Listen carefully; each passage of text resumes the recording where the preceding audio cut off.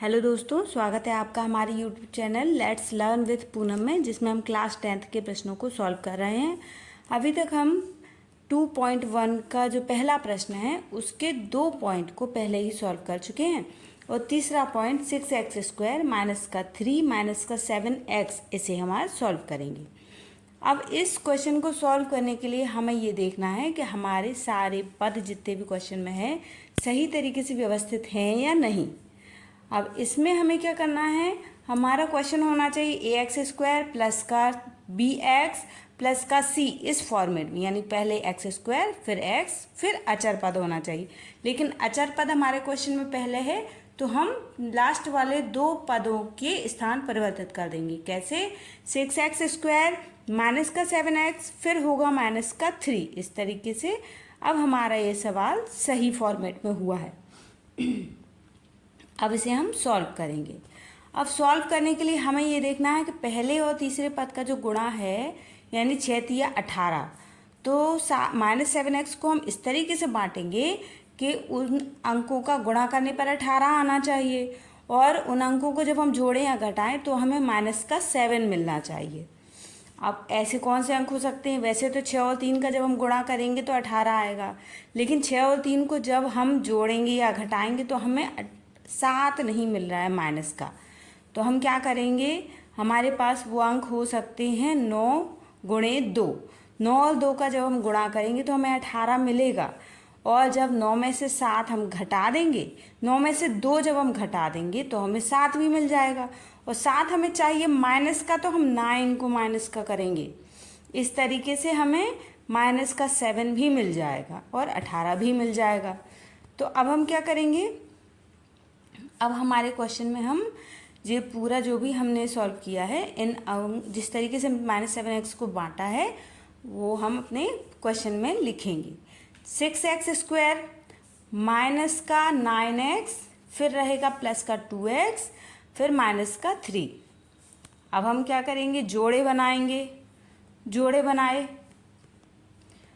बनाकर अब इनमें से कॉमन लेंगे। कॉमन लेने के लिए 3x ऐसा नंबर है जो कॉमन लिया जा सकता है, तो 3x कॉमन लेंगे तो अंदर बचेगा 2x माइनस का 3।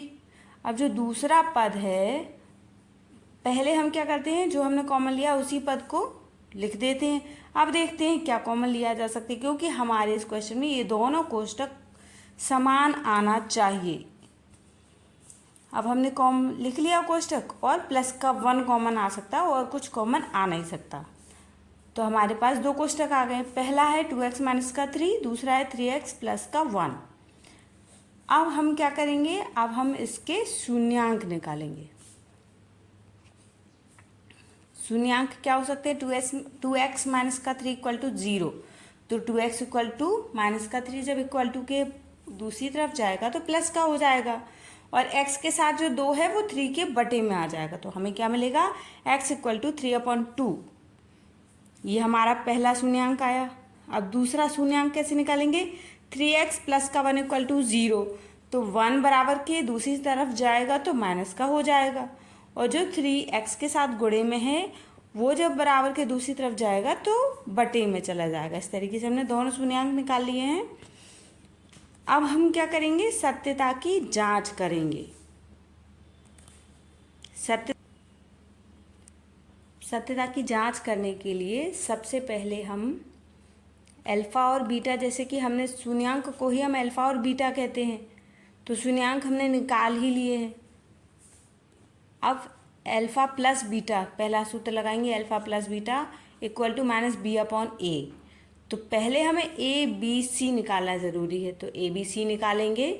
6x² माइनस का 7x माइनस का 3, इसमें x का गुणांक होता है a और x² का गुणांक होता है a, तो हमने निकाल लिया 6, और x का गुणांक होता है b, वो है माइनस का 7, और अचर पद होता है c, तो वो है माइनस का 3। अब अल्फ़ा हमारा निकला 3/2 लिखा हमने, फिर प्लस लगा के हमें बीटा का मान लिखना है जो कि है माइनस का 1/3।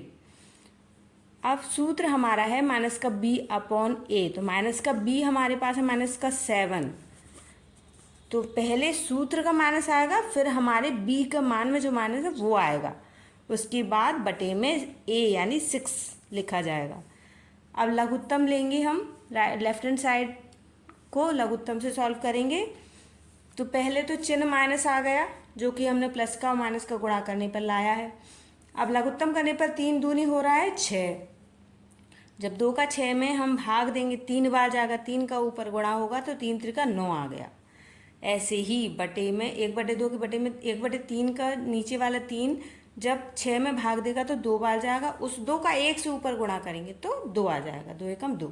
इस तरीके से हमारे पास बचता है 7/6 और राइट हैंड साइड में भी हमारे पास 7/6 आ रहा है। इस तरीके से हमारी सत्यता की जांच का पहले सूत्र के हिसाब से तो हमने सही निकाल लिया है। अब दूसरा सूत्र होता है हमारा alpha into beta equal to C/A। तो अल्फा का मान 3/2, बीटा का मान है -1/3 इक्वल टू C का मान है -3 और A का मान है 6। सॉल्व करेंगे तो 3 से तो 3 कट जाएगा, हमारे पास क्या बचा -1/2 इक्वल टू, यहाँ पर 3 कटेगा बटे के 6 से, तो 3 1 जा। अब लेफ्ट हैंड साइड में हमारे पास बचता है -1/2 और राइट हैंड साइड में भी बचता है हमारे पास -1/2। इस तरीके से हमारा ये सवाल भी सही सिद्ध होता है। तो दोस्तों हम अभी तक 3 सवाल सॉल्व कर चुके हैं। अगर आपको किसी भी तरीके से कोई परेशानी आती है तो कमेंट बॉक्स में ज़रूर कमेंट करें। धन्यवाद दोस्तों।